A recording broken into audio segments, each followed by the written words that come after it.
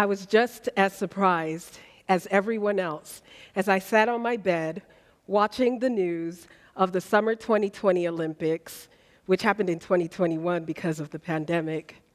And I heard the report that Simone Biles was withdrawing from certain events in the finals. Withdrawing? Why? How?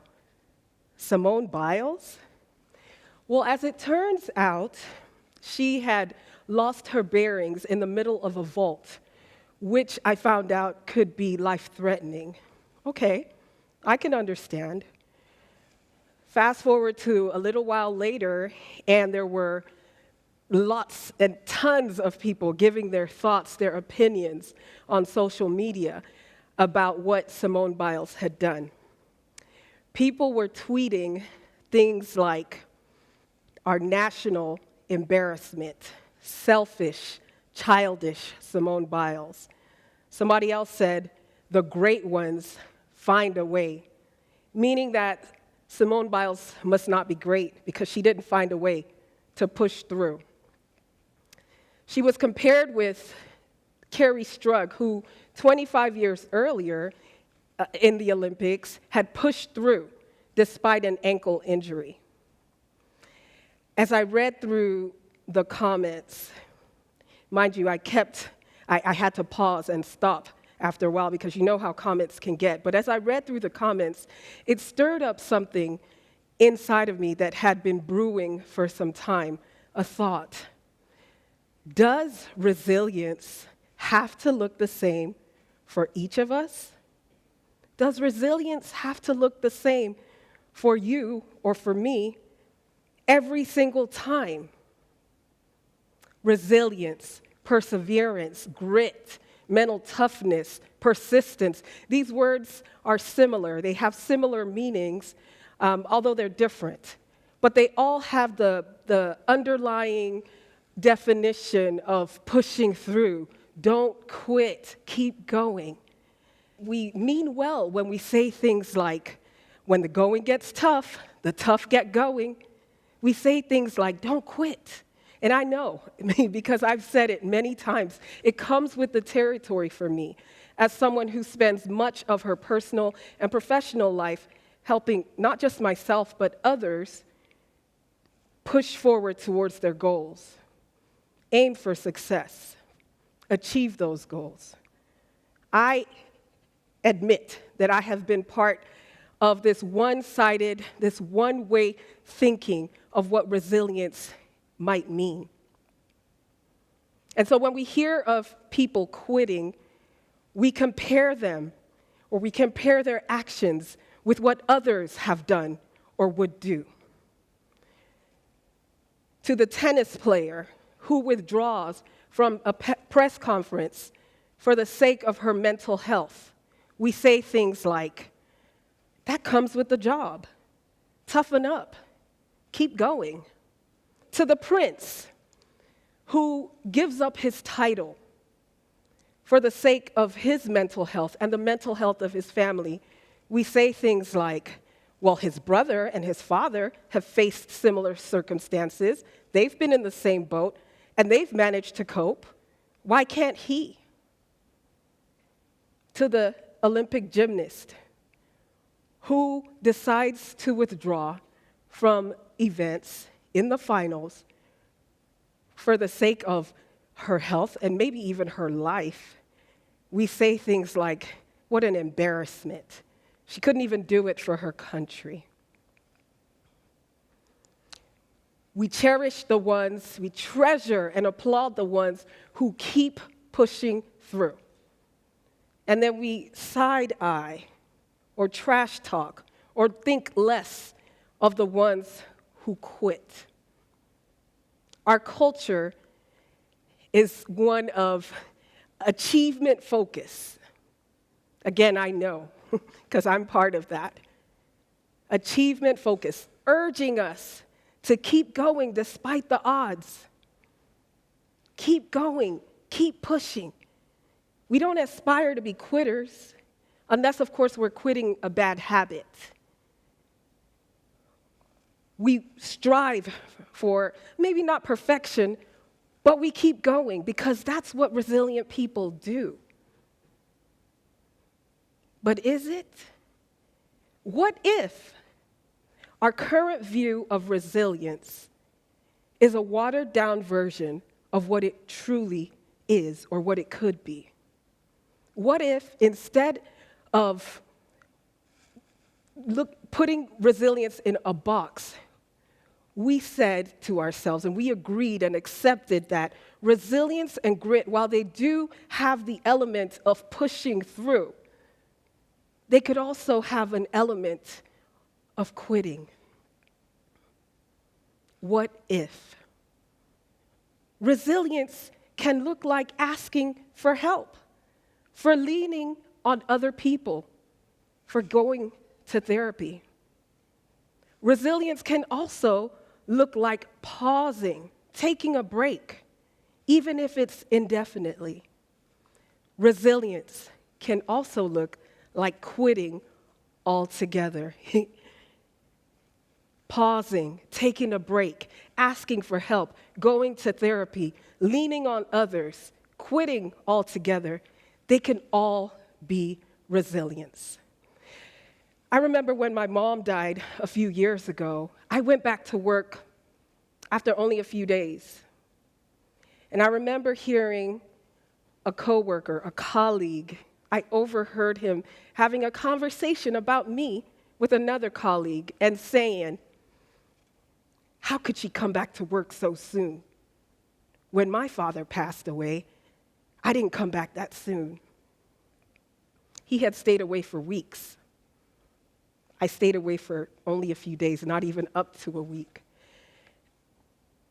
I carried on as if I never heard him say that, but I was disheartened. And as I thought about it later over the years, and yes, I obviously still think about it from time to time because I'm talking about it, but as I thought about it over the years, I thought to myself, you know what? His way of bouncing back was to take a break for as long as he needed. My way of bouncing back was to come back to work within only a few days.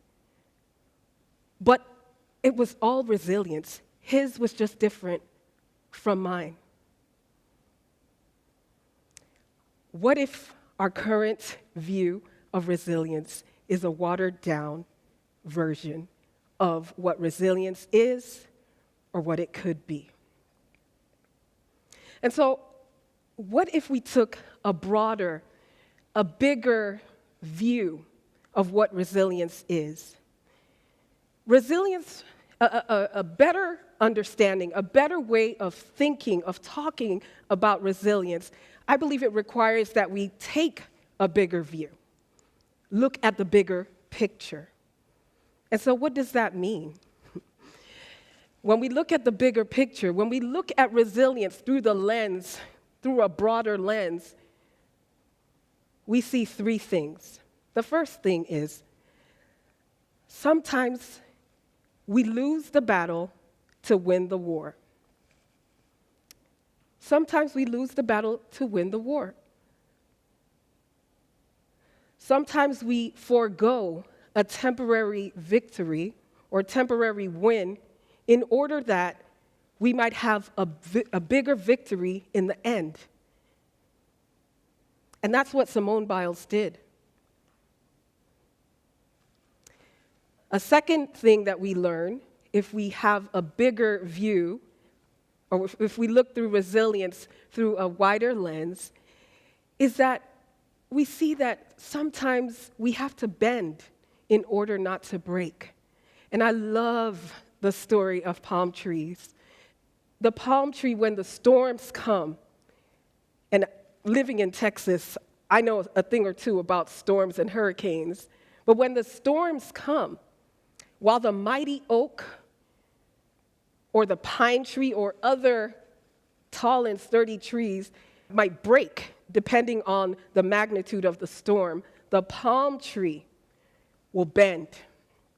And sometimes it will bend so low that to the observer, it looks as if it's done for. There's no life. There's no future.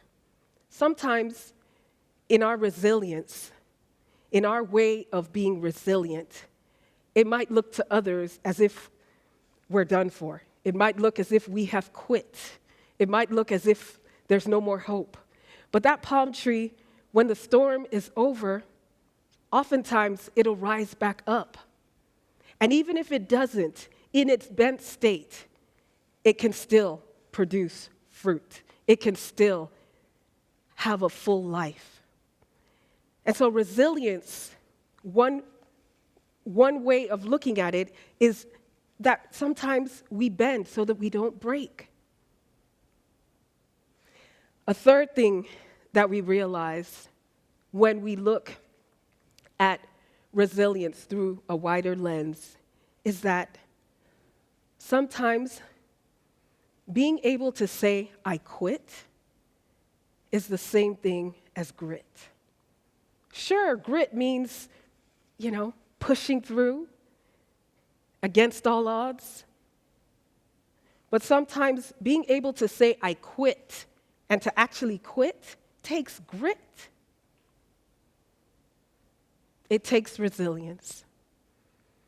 And so sometimes withstanding adversity looks like withdrawing from certain activities. Sometimes pushing through looks like pulling out. Sometimes being able to say, I quit, is the equivalent of grit.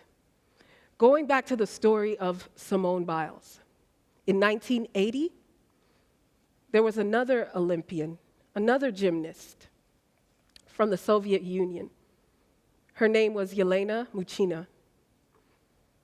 And she was pressured by her coach to keep going, to push through, despite an injury that she had suffered and hadn't healed from. Yelena was hesitant. She told her coach, no, I don't think it's wise. I can't do this. Her coach persisted, and the coach won. And so Yelena went out and continued training for the upcoming Olympics, and she ended up a quadriplegic. The coach wanted her to be resilient, to bounce back faster than she was ready to from her injury. And so she ended up a quadriplegic. And so what does that mean? What am I saying? Does that mean that we no longer continue to strive for success? Does it mean that we put down or we look down on the people that push through? Of course not. But what it does mean is that we realize that resilience can mean so much more than the way that we currently look at it. Resilience can look like pushing through, but it can also look like pulling out. Thank you.